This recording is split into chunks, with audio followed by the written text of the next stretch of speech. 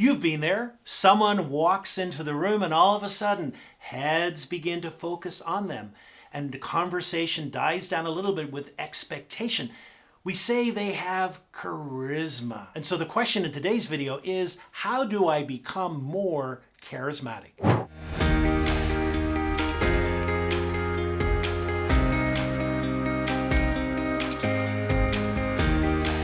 When it comes to charisma, there's actually a heated debate. Are you born with it, or is it something that you can develop? Well, I come out firmly in the second camp. Yes, charisma is something you can develop, and today we're going to explore 5 different ways that you can dial up your charisma. Stay tuned, because at the end there's a free gift, which is an enrollment in a free emotional intelligence e-course. When it comes to being charismatic, there is a heated debate. Either you have it or you don't. So actually the jury is no longer out. In fact, we now have great scientific proof that charisma can be developed, and that charisma is made up of 4 different things. It's made up of likability. It's made up of warmth, of competence, and communication. Today we're going to break that down into 5 concrete behaviors that you might want to embrace if you want to dial up your charisma. The first is warmth. You know, whenever we meet someone, subconsciously, there are a number of things happening within us. But one of the most important questions that's bubbling at the surface is this fundamental question. Is this person likable? Is this person my friend, or are they my foe?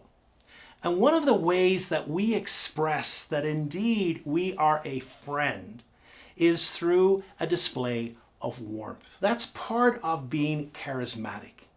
People who are charismatic absolutely generate this warmth, and that a person feels that they are friendly and approachable. So how do we dial up some signs of warmth? Well, in many ways it's done through our body language. And there are many ways through our body language that we can signal to another person that indeed we are friendly and that we are approachable. And so part of it comes from our posture. Is our posture open and approachable? You know, just by the way a person stands, if they are open to someone approaching them, or rather if they are putting barriers up.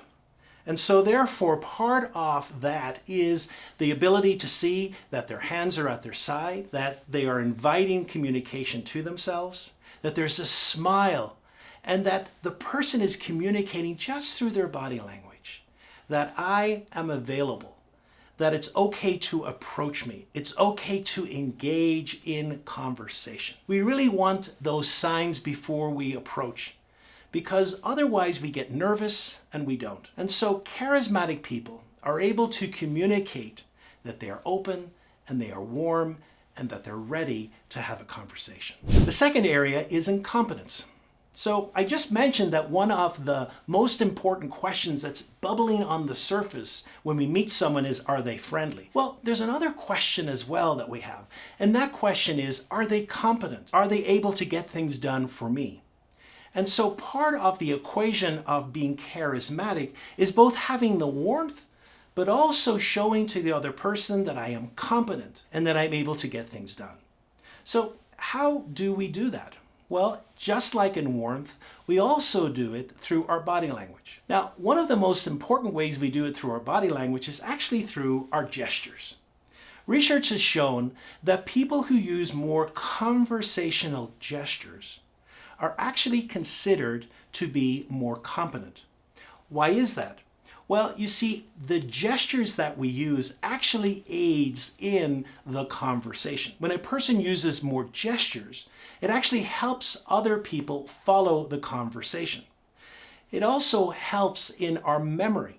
And so when we're trying to communicate, if we use more gestures, we're actually able to remember and we're actually able to speak with greater clarity. And when a person looks at us and we use more conversational gestures, they're able to better remember what we are saying in that moment. So when it comes to competence, gestures are really important. It's a good time for you to think about what's your level of gestures. And one of the ways we can find this out is just by simply recording ourselves in a conversation. Next time you have a phone call, record yourself, and you'll be able to see how many gestures you use.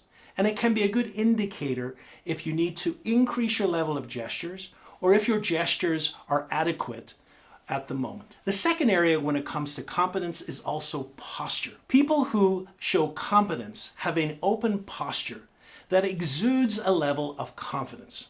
You know, if we're nervous or if we feel that the environment around us is against us, one of the ways we express that is in our bodies. And when we feel a lack of confidence, when we feel those around us are against us, or if we don't feel in control, our bodies begin to contract. It's almost like the tortoise going back into the shell.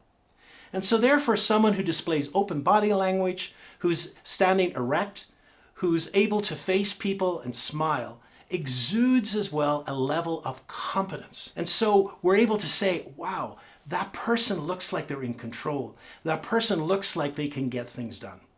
So here we have the first two, a warmth and a competence. Now, which is most important?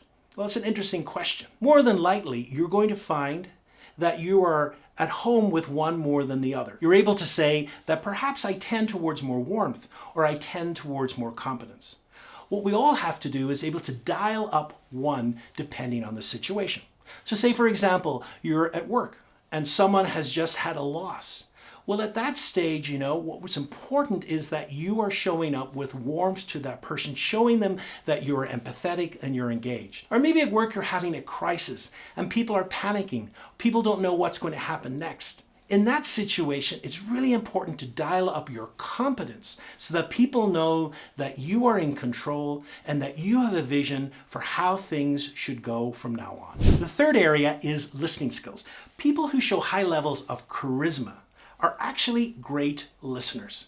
You know, at times we think it's about what you say, but actually just as equally important, it's how you listen to other people. People who are charismatic have really precise listening skills. They know what their barriers are, and they're able to be present in the moment. They're able to make people feel as if they are the only person in the world.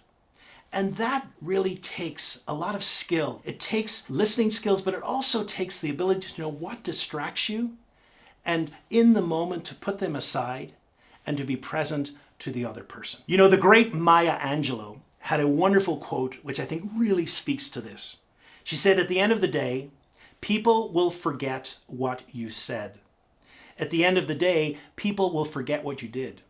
But people will never forget how you made them feel. And when you're truly present to another person, the quality of that presence feels different. And charismatic people have this ability to really focus in on the other person and be truly present to them. The fourth quality is vulnerability. You know, there's one thing that commonly people dislike, and that is arrogance. That is putting yourself above others. And one way we show arrogance is as if we ourselves are perfect people, never admitting that we make mistakes, never admitting that we have struggles. Charismatic people have this wonderful ability to show vulnerability to another person, to show that in many ways they are just like them, to show that they also have struggles in life, that they have failed. In fact, the research shows that whenever you share to another person that you have personally failed at something, the response of the person to that is not to look lesser at you, but it's actually to raise your status. People enjoy hearing that other people also struggle. If you want to build up your charisma, be more vulnerable with other people. Before we move to the final skill, I'd like to invite you to subscribe to my channel, to press the bell when you'll be remembered when new videos come out. I tend to produce a new video every week which explores an area of emotional intelligence just like this. How can you become more charismatic? Because my intent and desire is to help you be a manager of your emotions so that you can stand out both at work and at home. And the fifth skill is charismatic people are able to hold a conversation. Now, there's an art to conversation, but I want to explore one area of a conversation that I think really stands out because it connects with people. and that is the ability to tell stories. You know, stories have a unique place. Stories make emotional connections with other people. In many ways, stories are sticky because we remember them. And so if you want to be memorable in a conversation, then make sure that you have a repository of different stories, because those stories help people connect with you and make emotional bonds. People who are highly charismatic have a whole host of different stories that they're able to choose and share with other people. Very often, you know, when you leave a conversation with a person and you ask that person, what do you remember about the conversation? Many things may go by, but the one thing that people tend to remember always is a story, because they have made an emotional connection. They've been able to put themselves in that story and it's made them feel a certain way. So there we have it. 5 different skills that will help you dial up your level of charisma. Now, I promised you at the beginning a free gift. And if you scroll below, you'll find a link to a page to sign up to a free course, which is entitled the Emotional Intelligence Crash Course. It contains wonderful information about what emotional intelligence is, as well as giving you some practical tools on how to expand your level of emotional intelligence. And if you've enjoyed this video, I invite you to watch the next, which explores how to be more present in a conversation.